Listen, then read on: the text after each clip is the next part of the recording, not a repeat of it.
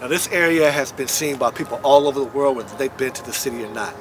If you've ever seen the movies The Joy Luck Club, 2014 Godzilla, or the latest Venom, then you've seen this particular neighborhood. On today's episode of The City Uncovered, we're going to another fan favorite of mine, Potrero Hill. Let's go.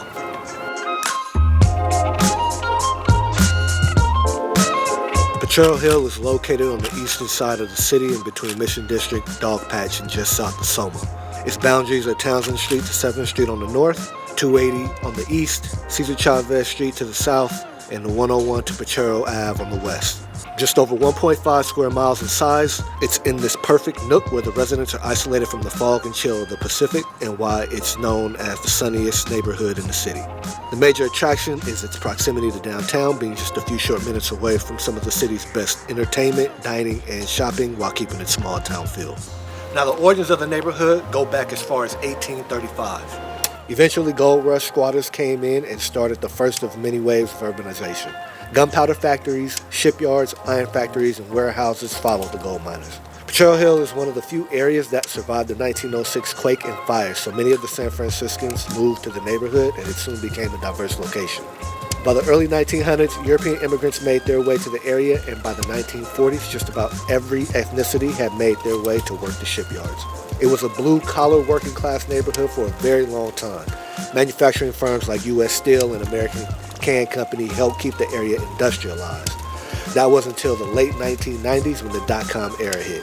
Factories and warehouses then converted into housing or offices. This brought in new money, which caused rents and housing prices to rise. This ultimately led to gentrification, forcing many of its residents to find more affordable housing. Architecturally, you'll find a variety of styles. You'll have your classic Victorians and Edwardians, but you also get a mix of contemporary single-family homes coupled with fashionable lofts and condos. About 1/3 of the neighborhood is single-family homes. Being that you are on a hill, you get these amazing views of the downtown skyline, the bay, Twin Peaks, and Sutro Tower, depending on where you are in the neighborhood. One of the most underrated pluses about the area is that most of the soil here is serpentine, which is the best for a solid foundation. This is why the neighborhood has survived 2 major quakes and why homes were built conforming to the slopes of the hill. So you'll often find long staircases with detached garages at the street level. Most of the homes will have anywhere from 2 to 4 stories in order to maximize the prized possession, which is the view. When it comes to the real estate market, this is what we're currently seeing. Median sales prices for single-family homes this year has been around $1.8 million. That's about an average of $1,130 per square foot. Homes from 1,000 to 2,000 square feet range will run from $1 million to $2.2 million roughly. Homes 2,000 to 3,000 square feet will run $2 million to $3 million and a quarter. Homes above the 3,000 square feet will be $3.5 million and up, as the most expensive single-family home sold earlier this year was for $5.6 million. The median sales price for condos so far this year is about $1.2 million. That's an average of $1,126 per square foot. Condos 1,000 square feet or less range from about $600,000 to $1.2 million. Condos up to 2,000 square feet go for as high as $2.2 million. Condos above that can range from $2.5 million and up, as the current highest listed condo in the area is on the market for just over $4 million. The rental rate in the area starts at about $3,300 a month for a 1-bedroom unit. 2 bedrooms are around $4,200 a month. 3 bedrooms and up are around $5,500 a month or more. It's not uncommon for homes on the north side of the slope to cost a little more, simply because of the views. But in general, a home with the view of the bay, downtown skyline, or Twin Peaks will come with the premium. Yes, you're close to downtown, and yes, you have easy commute access, but there are a number of other reasons why people are attracted to Potrero Hill. One of the main reasons I think gets overlooked because you don't know unless you're there is the overall vibe and culture of the neighborhood. Very friendly and family-oriented. You'll find neighbors collaborating on garage sales, strolling the neighborhood, or indulging in the restaurant scene. There's even annual events like the annual Potrero Hill Festival. It's quintessential community, calm and quiet majority of the time, yet there's something for everyone of all ages. During the day, you'll find continuous traffic along the sidewalks from sunup till sundown. And yes, even with the steep streets, people are still walking. At any given moment on the street, you can catch an amazing view of the city skyline. I've even stopped the car a few times to indulge myself. It has a walk score of 90, a bike score of 71, and a transit score of 71. To go along with the freeway access to the 101 and the 280 that border the neighborhood, there are about 7 bus lines that run through it. The Caltrans station is on 22nd, and the easy transportation is a huge draw for the area.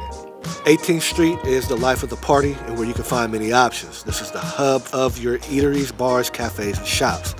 The question is, what do you have a taste for? From Peruvian to Japanese to French to Mexican to Vietnamese, back around to traditional American comfort food. Potrero Hill is a true brunch haven.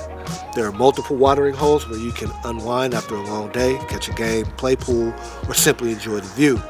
On top of that, there's also a brewery in the neighborhood. As you venture away from 18th Street, you can find even more food and anything else you may have possibly needed. Grocery stores, gyms, furniture, appliances, bars with live music. There are 3 main parks within the neighborhood. Jackson Playground, which is at the bottom of the northern side of the hill. McKinley Square sits at the top of the hill and gives some amazing views of Twin Peaks and Sucho Tower. Then there's Potrero Hill Playground and Recreation Center, where the recreation provides activities for the kids all summer long. There are also a handful of community gardens too. 3 elementary schools are in the neighborhood: Star King Elementary, Daniel Webster Elementary, and the private school Live Oak. Families also utilize schools in the neighboring Mission District. The California College of Fine Arts is also in the neighborhood.